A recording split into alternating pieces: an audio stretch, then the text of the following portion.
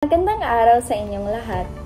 Ngayon, nais kong bigyang diin ang natatanging lakas at determinasyon ng mga student mom.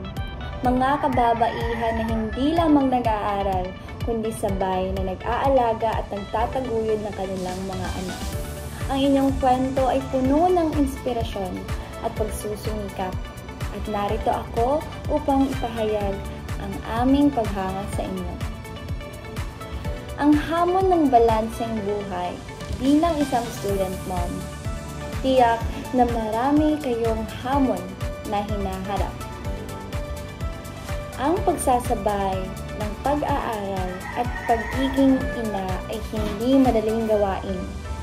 Kailangan ninyong pamahalaan ang oras ninyo ng maayos. Mula sa klase, takdang aralin, hanggang sa mga pangangailangan ng inyong mga anak. Sa kabila ng mga ito, patuloy kayong lumalaban at nagpapakita ng dedikasyon ay nagsisilbing inspirasyon hindi lamang para sa inyong mga anak, kundi pati na rin sa inyong mga kaklase at guro. Ipinapakita ninyo na kahit may responsibilidad, posible pa ring mangarap at makamit ang mga layunin.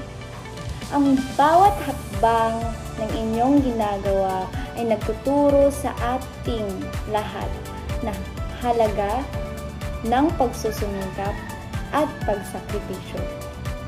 Pagsuporta sa isa't isa, mahalaga ring kilalanin ang suporta mula sa ating komunidad, mga kaibigan, pamilya at guro, na nagbibigay lakas sa atin sa bawat pagkakataon na tayo'y nagkakaroon ng pagkakataon upang magtulungan, mas pinadadali natin ang ating mga hamon.